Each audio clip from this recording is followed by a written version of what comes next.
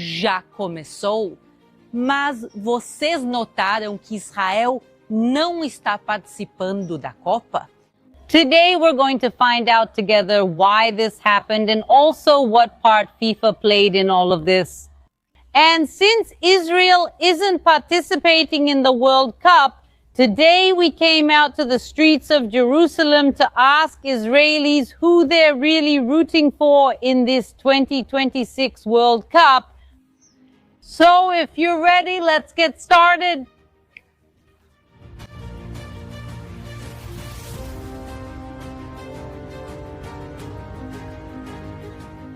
To understand why Israel isn't in the World Cup, we first need to look at the world map.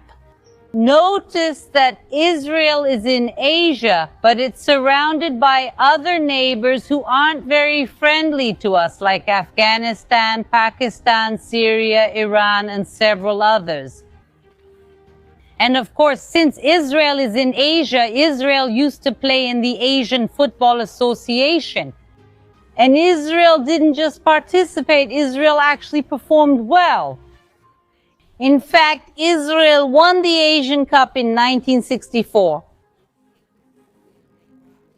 And not only that, in the previous Cups in 1956 and 1960, Israel was the runner-up.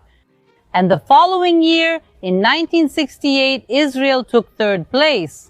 In 1970, Israel achieved a huge feat for such a small nation. In 1970, Israel qualified for the World Cup. But all this success of Israeli soccer started to bother those countries that do not accept the existence of Israel. These countries, mainly from Asia, that fight for the destruction of Israel, some of them even to this day. And because of that, in the next Asian Cup in 1972, the Israeli team was threatened and was forced to withdraw from the Cup. Imagine that in 1972, the Cup started and Israel was there with its full squad. But the team had to leave the host country. They had to leave and return to Israel. This was also due to pressure, but also because of physical threats to the team. And after that, the situation just keeps getting worse. Israel, which at the time was an extremely new country, Israel lost its independence, we're talking about approximately 2,000 years ago, and only managed to regain its independence in 1948. Israel, which at that time had less than 30 years of independence, was achieving both victories and negative results in soccer. And because of that, Kuwait, which is a small Asian Arab Muslim country, organized a plan against Israel. And in 1974, they organized a vote to expel Israel from the Asian Football Association. And then all the countries got together, and what was the result? 17 countries voted in favor of the expulsion, 13 against it, and 6 abstained. And with that result, Israel was officially expelled from the Asian Football Association. Look at this absurdity. I'm literally standing in Asia. Israel never left the Asian continent at any point. However, Israel, starting in 1974, was banned from playing football in Asia and, most importantly, from playing the World Cup qualifiers through Asia. And the real question is, how can Israel participate in the World Cup if Israel can't take part in the qualifiers? And here, exactly. At this point, already in 1974, the organization that should have intervened is the international football body, the one that organizes and controls the World Cup as well, which is precisely FIFA. And what did FIFA do when it saw a political vote interfering in football? What did they do? And the answer is absolutely nothing. FIFA simply saw politics interfering and they washed their hands and didn't interfere. So what happened to the national team of Israel? Israel then started playing in Oceania, then Israel moved into European football and even played some matches in CONMEBOL, the South American League. And finally, in 1994, Israel, 20 years after being expelled, was finally accepted as a member of UEFA, the Union of European Football Associations. And this had both positive and negative consequences. The positive side is that Israel started playing football alongside some of the best teams in the world, both club teams and national teams, and Israel also became part of the European leagues. And this helped the level of all Israeli football to rise and improve. But the downside is that this made Israel's qualification for the World Cup almost impossible. Instead of playing alongside countries like Afghanistan, Iran, and other teams that aren't very good, now Israel has to compete with Belgium, Germany, France, some of the best teams in the world. And that's why, since this change from Asian football to European football, Israel has never managed to qualify for the World Cup again. Precisely because FIFA allows politics to interfere in international football. And football is exactly such a powerful tool to bring people together, to unite nations, and yes, to promote peace. And we see that sometimes football is used for exactly the opposite. And I think the best example of the potential that football has is to look at the national team of Israel. And we don't have to look very far. Let's look at the team that competed in the qualifiers, the World Cup qualifiers, with Israel ultimately failing to qualify for the 2026 World Cup. On this team, we have Arabs, Muslims, Jews side by side. We have fantastic players like Mohammed Abu Fani, Mahmoud Jaber, and Syed Abu Farhi.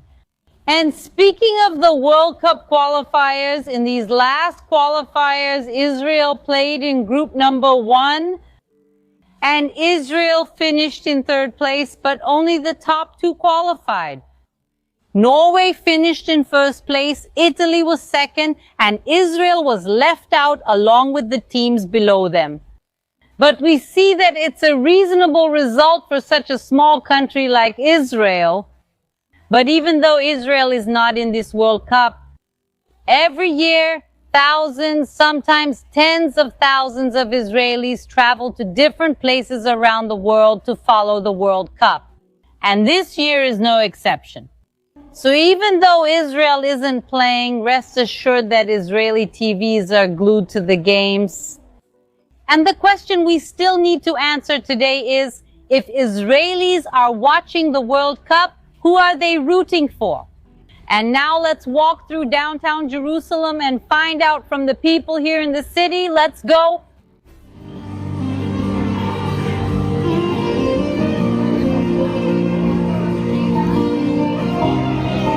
I'm a tour guide in Israel. I speak Portuguese and English, and I really wanted to learn Hebrew.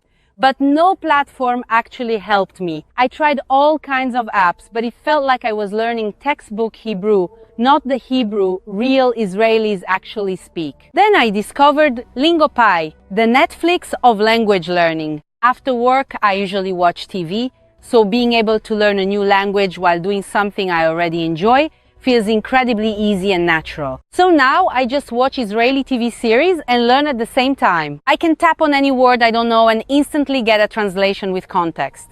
But what really changed the game for me is that I finally understand real Hebrew slang, the nuances, the jokes only Israelis understand. Plus, it's got tools built in like flashcards, so you can practice later to better learn the words, not just by reading them the first time, but also by taking notes and even fun quizzes. With Lingopie's double subtitle feature, I've started to pick up more words like manishma. Now I can put sentences together, tell a joke in Hebrew, and make Israelis look at me in surprise and ask, "Wait, are you Israeli?" LingoPie offers 13 plus languages like Spanish, French, Italian, Chinese, and more. If you also want to learn a language in a way that feels real and not boring, try LingoPie today. And since you are coming through my channel, you can get 55% off yearly plan and 7 days free trial. Just scan the QR code or click the link below to start learning today. And let me know in the comments how it's going for you. Israel teaches me every day that history lives through language, and now I can finally speak it.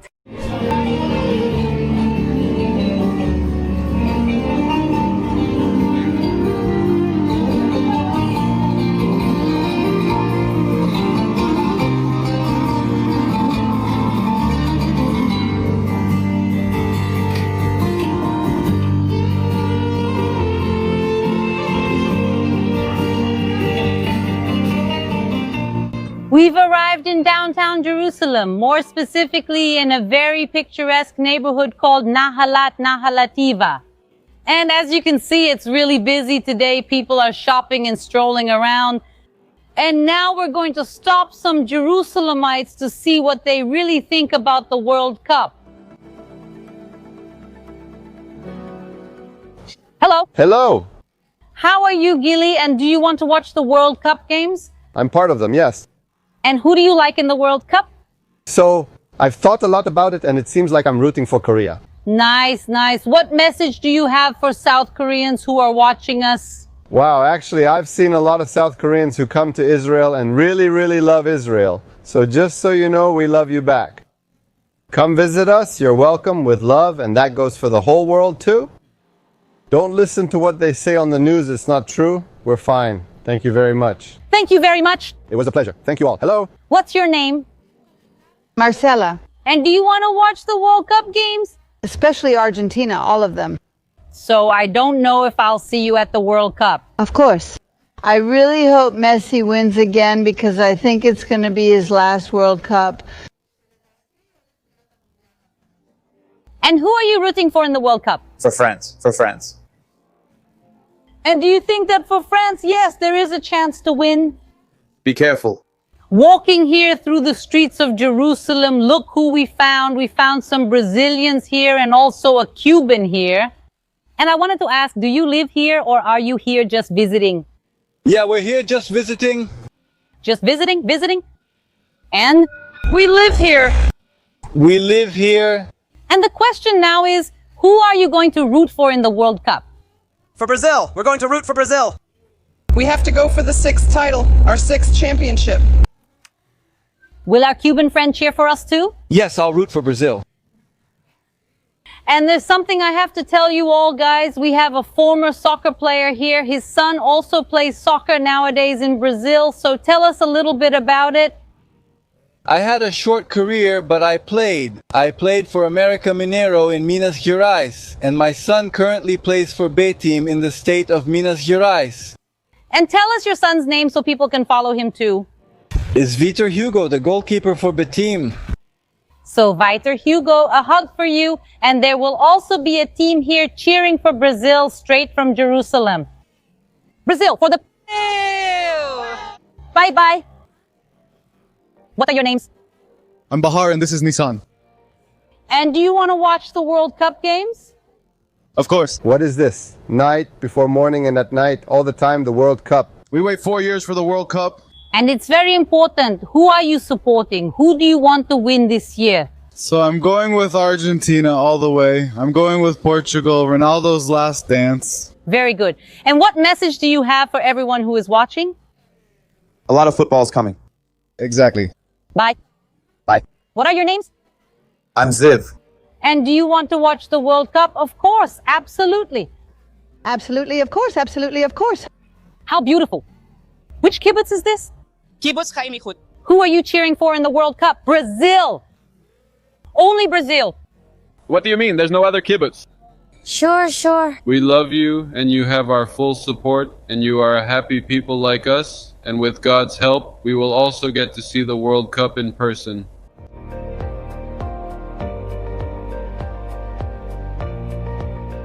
What's your name? Abraham Ibrahim. Do you want to watch the World Cup games? Absolutely. I took time off work for that. Really? באמת? For the whole World Cup, I help out at work. And you, Almond? Every day, 3 games. Wow, and the question is, who do you love? The World Cup is Ronaldo's last season, so I'm going to Portugal. Who do you love the World Cup for? Mexico. Mexico. Mexico. Let's go, Mexico. Let's go. Me, Argentina. I'm young. I've had Argentine friends. And what message do you have for everyone who's watching us? Only unity. Only unity, and enjoy the soccer ball because you're going to have fun. Shalom. Shalom. We found more Brazilians here in downtown Jerusalem. First, I'd like to ask, what are your names? Lucille. Mine is Bella. You didn't see it because we weren't recording. I saw the Brazil shirt and I ran over to check, and look, Brazilians. And I want to know who you are rooting for in the World Cup. Obviously for Brazil, the shirt says it all. No, really, for Brazil. There's no other team to root for. There isn't. Well, I think the World Cup can be a big event here in Israel, and people here are really cheering for Brazil. Yeah, no, people are really excited. They're super excited. Here, there's a rivalry between cheering for Portugal and Brazil. So you don't really know. There's also Argentina, but I think it's going to work out. No, there are also some friends from work who keep saying, no, Brazil is definitely going to win. So here, everyone, live from Jerusalem. As you can see, there are a lot of people cheering for Brazil. And do you have any message for all the Brazilians who are watching us? Yes, I really hope Brazil wins. Brazil is going to win, and the 6th title is coming, everyone. That's right. Hope dies last. Hello. Hello, hello. So what are your names? We're the Bruckner family. This is Aitan, and I'm Tuvia. And who are you rooting for at the World Cup? For Argentina or for Switzerland? Switzerland. We want Switzerland to win. You might surprise us. It could happen. I would say that Switzerland and Argentina will go to the final, and Switzerland will win, but I'm going for Argentina. Who do you want to win? Rolando and I can't say. For Minimal, he wants it for Minimal. And thank you very much to you all. Thank you to Brazil for loving Israel. Let's continue here with our interviews. Hello, how are you? All good? And what are your names? I'm Israeli. Who do you want to win the World Cup? Who do you want to win? I want Brazil. Yes, Brazil? Yes. And do you have a message for Brazilians who see us? Come to Israel. Come to Israel. Come visit. We want you to visit. Jewish or not Jewish, come. This is a land for all. For everyone to come and see the beauty of this land. Thank you very much. And do you want to play a song for us? Thank you very much. We can do it.